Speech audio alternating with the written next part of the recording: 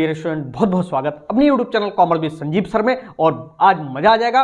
एक कहावत आपसे कहना है कि वो वृक्ष कभी नहीं गिरते तूफानों में, वो वृक्ष कभी नहीं गिरते तूफानों में जिनकी जड़ मजबूत होती है, और वो छात्र कभी नहीं डरते इम्तिहानों में जिनकी पकड़ मजबूत होती है। ओके, तो आप पकड़ बनाइए। जैसा कि आप कॉमर्स को देख करके हमारे चैनल पे आए हो और 10th में हो, इसका मतलब शुरुआत है, तो आपकी जड़ें मजबूत करना, यही उद्देश्य लेकर के हम 10th कॉमर्स को आए। क्योंकि ये बीकॉम, एमकॉम, एमबीए उन क्लासेस का ये चैनल था, लेकिन मैंने देखा कि बच्चे यही नहीं समझ पा रहे हैं यार कॉमर्स क्या है। इसका मतलब है कि नीचे से चला जाए। ओके, और आपको मजबूत करने के लिए जैसे लास्ट ईयर हम एक बैच लाते हैं, हर साल लाते हैं, और ये दिसंबर लास्ट में हम लाते हैं और इसको एग्जाम तक चलाते हैं। ओके, और उसमें कुछ बच्चों को जोड़ते हैं और उनकी शुरू से लेकर के और लास्ट तक की एक एक पॉइंट को देख करके और पढ़ाई कराते हैं, वो भी बहुत नाम मात्र की फीस के साथ में, जो ऑनलाइन क्लासेस हैं। और जो लोग फ्री पढ़ना चाहते हैं उनके लिए भी हम यूट्यूब पे बहुत सारी वीडियोस डालते हैं, लेकिन जो पेड क्लास चलते हैं वो लोग वास्तव में कहीं ना कहीं टॉपर बनते हैं। तो आइए शुरू करते हैं और समझाते हैं आपके लिए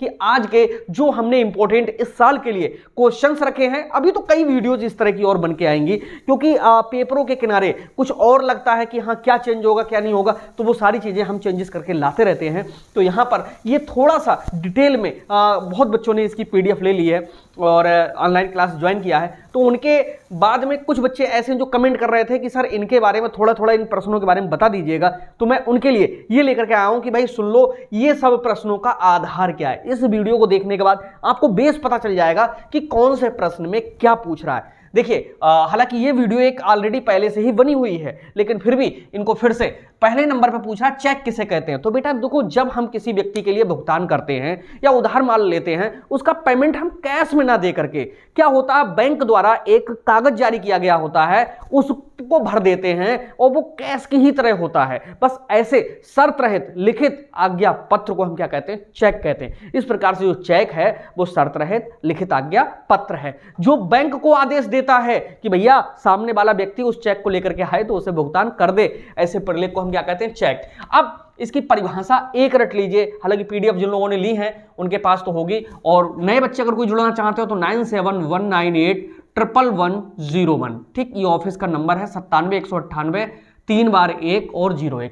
चेक के प्रकार देखो, रेखांकित चेक होता है एक, रेखांकित चेक होता है, वाहक चेक होता है, रजिस्टर्ड चेक होता है, ठीक है, बेचान किया हुआ चेक होता है। ये सब चेक के प्रकार हैं। और चेक लिखते समय कौन कौन सी बातें ध्यान में रखनी चाहिए, बातों का ध्यान रखना चाहिए, ये बहुत इंपॉर्टेंट है। देखो किस किस बातों का ध्यान रखोगे। सबसे पहले डेट बहुत ध्यान से डालोगे, और चेक पे जिसका नाम लिखोगे उसका वो नाम लिखोगे जैसे उसके डॉक्यूमेंट्स में हो, यानी आधार कार्ड में हो या बैंक में कोई खाता खुला हुआ हो उसमें उसका सेम नाम हो। धनराशि अंकों में और शब्दों में एक सी डालोगे, कहीं गलती ना हो।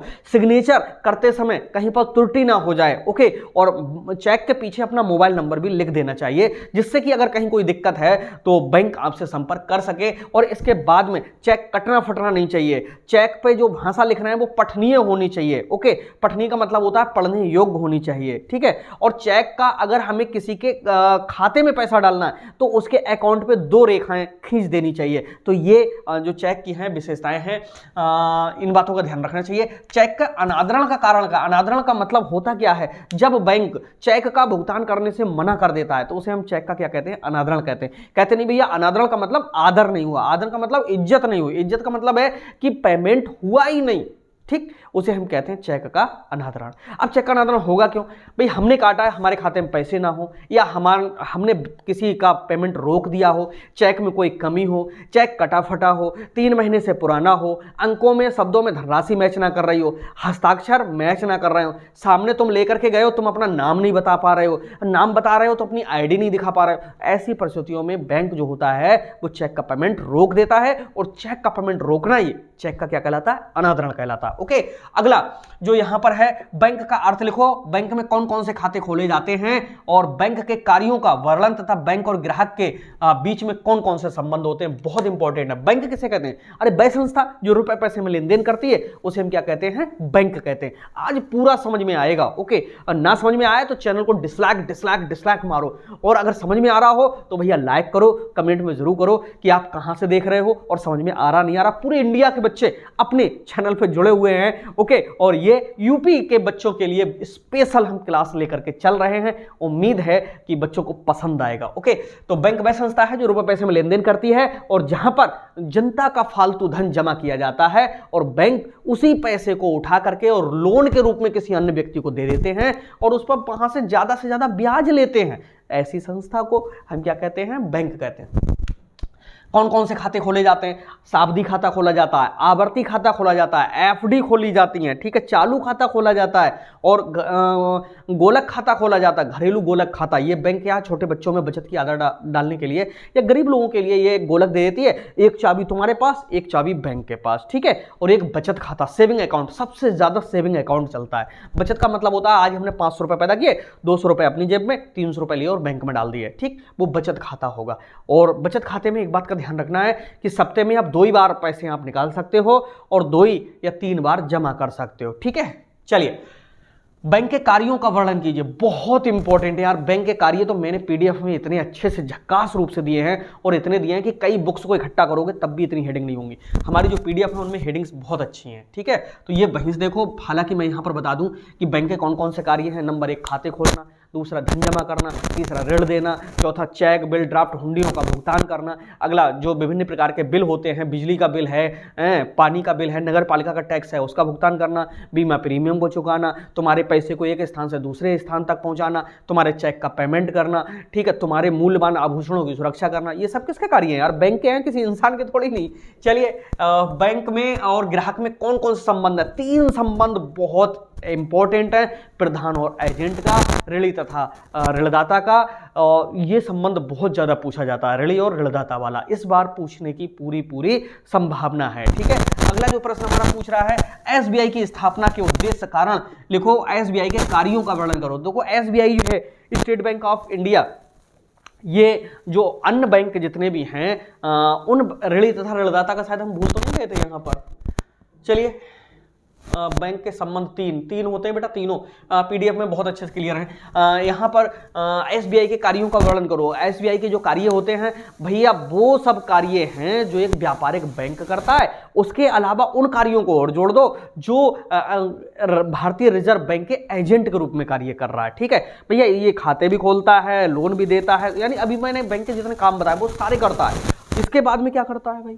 इसमें आरबीआई पे के जितने भी कार्य हैं वो सब एसबीआई करता है, ठीक है, एजेंट के रूप में। और देश का सबसे बड़ा अगर व्यापारिक बैंक है तो वो स्टेट बैंक ऑफ इंडिया है, भारतीय state bank of India. Okay, आगे है नस्तीकरण। किसे कहते हैं? नस्तीकरण का मतलब होता है नत्थीकरण।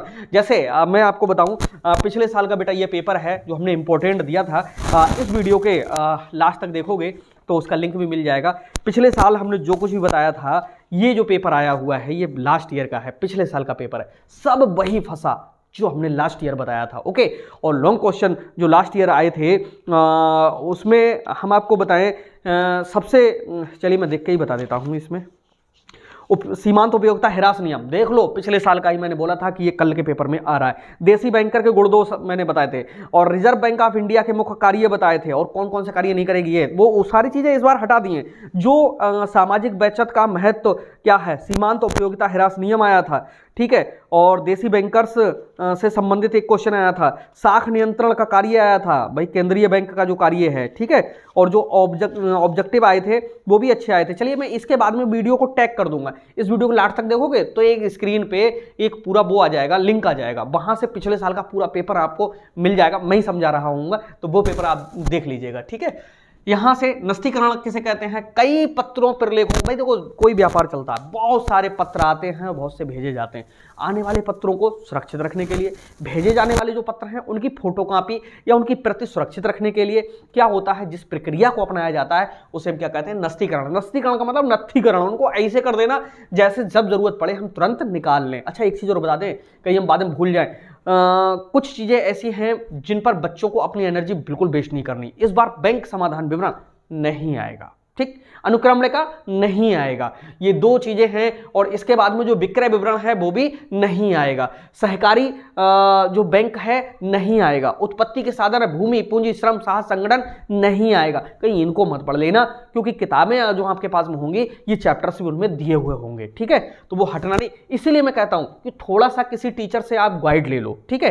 हालांकि 200 300 400 रुपये महीने टीचर्स फीस लेते हैं, लेकिन बहुत ज़्यादा है। मैं तो गरीब बच्चों के साथ में हूँ, मैं ये सोचता हूँ कि बहुत कम से कम में आप लोगों का भला किया जाए। लेकिन आप जहाँ कहीं पर भी जुड़े हो तो वहाँ पर ये ज़रूर देख लेना कि अकॉर्डिंग टू सिलेबस पढ़ा रहे हैं हमारे सर या नहीं पढ़ा रहे हैं, ठीक है। कॉलेज में भी है, क्योंकि किताबों में मैंने देखा है, हमारे यहाँ तो हर स्पेसिमेन किताब आती है, उसमें पूरा का मैटर उन्होंने कम ही नहीं किया है। जबकि कोविड के कारण जो 30% सिलेबस है वो हमारा कम है, रिड्यूस है, ठीक है, घटा हुआ है।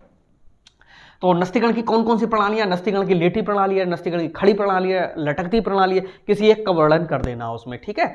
और तार वाली फाइल का कर देना, बहुत सही है, ठीक है। इस तरह की होती है, एक गत्ता होता है, उसमें तार ऐसे करके डाल दिया जाता है, जितने पत्र और प्रलेख होते हैं उनको यहाँ से फांस करके इस तरह से रखते हुए चले जाते हैं, ठीक है। तो इसको तार फाइल का ही कर देना, सबसे सरल है, इसी का चित्र बना देना एक अच्छा सा। उपयोगिता किसे कहते हैं? कोई वस्तु जितनी हमारी आवश्यकता की पूर्ति करती है, जितना हमें संतुष्ट करती है, भाई उस वस्तु क्या कहलाती है? उपयोगिता कहलाती है। जैसे इस समय हम पढ़ा रहे हैं, हम पढ़ा रहे हैं तो पेंसिल के बस की बात नहीं है भाई, व्हाइट बोर्ड पे लिख दे तो ये पेन है, ये उपयोगी है। दूसरा, तुम पेपर देने जा रहे हो, एक पेन का मूल्य 5 रुपए या 10 रुपए है, पेपर देने जा रहा है और 20 का नोट है, दुकान वाला कह रहा खोले हुए लाओ तब देंगे पेन। ना ना ना, तुम कहोगे पेन दे दे भाई, एक नहीं दो दे दे, दो नहीं तीन दे दे, पैसे की टेंशन मत ले, ओके भाई पेन तो दे दे, हम पेपर देने जा रहे हैं। उसको कहते हैं उपयोगिता, यानी समय के अनुसार, स्थान के अनुसार, जगह के अनुसार, स्थिति के अनुसार जो वस्तु हमारी जितनी आवश्यकता की पूर्ति करती है उसे उसकी क्या कहते हैं? उपयोगिता कहते हैं। किताब में पढ़ोगे जल्दी याद नहीं होगा, बहुत टफ तरीके से दिया हुआ होता है, ओके। उपयोगिता ह्रास नियम क्या होता है? उपयोगिता ह्रास नियम का मतलब ये होता है कि जब हमारी आवश्यकता होती है उसको जब पूरा किया जाता है तो धीरे धीरे धीरे धीरे हम क्या करते हैं, अपनी जो आवश्यकता है उसको कम करते हुए चले जाते हैं। इसका मतलब है कि वस्तुओं में हम जितना अपनी इच्छा के अनुसार कंजम्पशन कर लेंगे फिर उनकी हमको जरूरत नहीं रहेगी। इसी को कहते हैं उपयोगिता ह्रास नियम। एग्जाम्पल से समझो, प्यास लगी है बहुत तेज, लग रहा कि यार कितना पानी पी ले, कोई व्यक्ति 5 गिलास पानी देता है, कहते हैं ओहो पहला गिलास पिया मजा आ गया, दूसरे वाले में और मजा आ गया, तीसरे वाले में बोले चलो अब ज्यादा दिक्कत नहीं है, चौथे वाले में बस पेट भर गया, पांचवें वाले में चलिए अच्छा पी लेते हैं, छठे वाले में निकाल डालोगे एक तरफ, ठीक है। यानी उपयोगिता खत्म और अगला वाला पिया नहीं और तुम गड़बड़ हुए नहीं, ठीक। तो इसे कहते हैं उपयोगिता ह्रास नियम, ठीक। मजा आ रहा नहीं आ रहा कमेंट करके जरूर बताना, ओके। सीमांत उपयोगिता कहते हैं बेटा लास्ट वाले गिलास में तुमको जो मिला, ठीक, वो सीमांत उपयोगिता। कुल उपयोगिता जितनी अंकों में अगर आंकोगे तो सबका टोटल जो होती है वो कौन सी होती है? कुल उपयोगिता। हालांकि वीडियोस में बनाऊंगा इस पे। आगे थोक व्यापार, जब कोई बहुत बड़ी मात्रा में माल खरीद करके मतलब बड़ी मात्रा में ही दूसरे व्यक्ति को बेचता है तो ऐसे हम थोक व्यापार कहते हैं। थोक व्यापार का मतलब है कि एक पूरा पैकेट है, उसमें 100 बिस्किट के पैकेट अंदर बंद है पॉलीथीन में, पूरा उठाया दूसरे को दे दिया, थोक व्यापार है। तुम दुकान पे गए एक एक करके लेके आ रहे हो, एक एक पैकेट लेकर के आ रहे हो, वो फुटकर व्यापार है। थोक व्यापार और फुटकर व्यापार में अंतर बहुत इंपॉर्टेंट है। आगे है विशेषताएं। बड़ी मात्रा में व्यापार होता है, धन बहुत अधिक लगता है, अधिक स्थान चाहिए, अधिक पूंजी की आवश्यकता है और ये इकट्ठा लेन देन करते हैं, उधार विक्रय करते हैं, ये इसकी कैरेक्टरिस्टिक्स हैं, विशेषताएं हैं, ठीक है। संदेश वाहन के कौन से साधन हैं? टेलीविजन है, मोबाइल है, कंप्यूटर है, लैपटॉप है, ये सारी चीजें हैं। डाक व्यवस्था इंपॉर्टेंट है, ये मैं पीडीएफ के थ्रू समझाऊंगा, बहुत अच्छा है। विनिमय विपत्र का अर्थ प्रकार महत्व। देखो तो विनिमय पत्र क्या है? जिसको हम बिल के नाम से जानते हैं, ठीक है। विनिमय पत्र कुछ और नहीं, शर्त रहित लिखित आज्ञा पत्र है जिसमें जो लेखक होता है उसके हस्ताक्षर होते हैं, स्वीकर्ता द्वारा स्वीकृति दी जाती है और जिसका एक निश्चित समय के बाद में भुगतान होता है, उसे हम क्या कहते हैं? विनिमय विपत्र कहते हैं, ठीक है। समय श्रम बचाने वाले यंत्रों के 10 नाम लिखो। पहले होते कौन से हैं? वे छोटे छोटे यंत्र, वे छोटी छोटी मशीनें जो कार्यालय में कार्य को सुंदर, आकर्षक, अच्छा और एक समान बनाती हैं, उन्हें हम समय तथा श्रम बचाने वाले यंत्र कहते हैं। कैलकुलेटर है, पंचिंग मशीन है, टिकट छापने वाली मशीन है, ठीक है, छेद करने वाली मशीन है, फोटो स्टेट मशीन है, ओके, लाइनें खींचने वाली अब मशीन आ गई है। तो ये सारी चीजें जो मशीनें तुमने देखी होंगी बहुत होती हैं, ठीक है। टेलीफोन है, ये सब है। अनुग्रह दिवस, बे दिवस, जिससे हमें दूसरे व्यक्ति से पेमेंट लेना है, इसके बाद हम 3 दिन देंगे रियायत के, उन्हीं को हम कहते हैं अनुग्रह दिवस। इनकी संख्या 3 होती है, ओके। चलिए, अनुग्रह विपत्र क्या होता है? जिसमें क्रय विक्रय ना हो। ध्यान रखना, आज जितना पढ़ाया बहुत कुछ पेपर में सब फंसेगा, ठीक है। अनुग्रह विपत्र क्या है? अनुग्रह विपत्र से आशय उस बिल से है जिसको क्रय विक्रय के लिए नहीं, एक दूसरे की सहायता के लिए लिखा जाता है, उसे हम अनुग्रह विपत्र कहते हैं। चालू संपत्तियां तथा स्थायी संपत्तियों में अंतर लिखो। देखो चालू संपत्तियों और स्थायी संपत्तियों में एक ही अंतर यहां पर मैं बता रहा हूं जिससे आप तुरंत दिमाग में फंस जाएगा। वे संपत्तियां जिनको 1 वर्ष के अंदर हम रुपए पैसे में कन्वर्ट कर सकते हैं उन्हें हम कहते हैं चालू संपत्तियां। जैसे रोकड़ है, कैश में संपत्ति मतलब कैश में ही है, स्टॉक है, देनदार है, ये सब चालू संपत्तियां थी। स्थायी संपत्तियां वे संपत्तियां होती हैं जो संपत्तियां व्यापार में लाभ कमाने के उद्देश्य से सहयोग करती हैं, उन्हें हम स्थायी संपत्तियां कहते हैं। जैसे भूमि है, भवन है, मकान है, ठीक है, मशीनें हैं, फर्नीचर है, जहां का जहां है वहीं लगा हुआ है। जमा तथा नाम की चिट्ठी, ठीक, हमारे दूसरे पे जमा है तो जमा की चिट्ठी, दूसरे के हम पे जमा है तो नाम की चिट्ठी होती है। परिशोध कमीशन, परिशोध कमीशन क्या होता है? परिशोध का मतलब होता है अंग्रेजी में कहते हैं डेल क्रेडियर कमीशन। मान लीजिएगा हमने किसी भी व्यक्ति का माल बेच दिया, हमको कमीशन मिल रहा है। अब जिस कंपनी का हमने माल बेचा वो कह रही कि भाई सारा पेमेंट जो उधार का है वो भी तुम वसूल के दोगे, यानी हम ही वसूल के देंगे, तो हमको अतिरिक्त जो कमीशन मिलेगा। सुना आपने? हम मान लीजिए एजेंसी ले ली, हमने कोको कोला की ले ली एजेंसी, ठीक है, या थम्स अप की, पेप्सी की एजेंसी हमने ले ली, और तुम्हारी कंपनी है, तुम्हारी कंपनी की एजेंसी हमने ले ली, हम तो हो गए तुम्हारे एजेंट। तुम जैसा कहोगे वैसा हम करते रहेंगे, तुम्हारा माल बेच रहे हैं, जितना बेचेंगे उतना हमें कमीशन मिलेगा। अब कुछ माल उधार भी बिक रहा होगा, तो जो उधार माल बिक रहा, तुमने कहा भाई हम लेने नहीं आएंगे, सारा पैसा मार्केट से इकट्ठा करो, हमारे खाते में डालो, तो हमको जो उस काम का अलग से पैसा मिलेगा उसे कहते हैं डेल क्रेडियर कमीशन अंग्रेजी में, और हिंदी में कहते हैं परिशोध कमीशन। चलो ये भी क्लियर हुआ। अच्छा, सुपरमार्केट और विभागीय भंडार। सुपरमार्केट कहते नहीं बहुत सुपर है, सुपर का मतलब है कि वहां सब कुछ है, बहुत अच्छा है, यानी वे मार्केट जिनमें सारी जीवन यापन करने के लिए सारी वस्तुएं एक ही छत के नीचे मिलती हैं उन्हें हम सुपर मार्केट कहते हैं, ठीक है।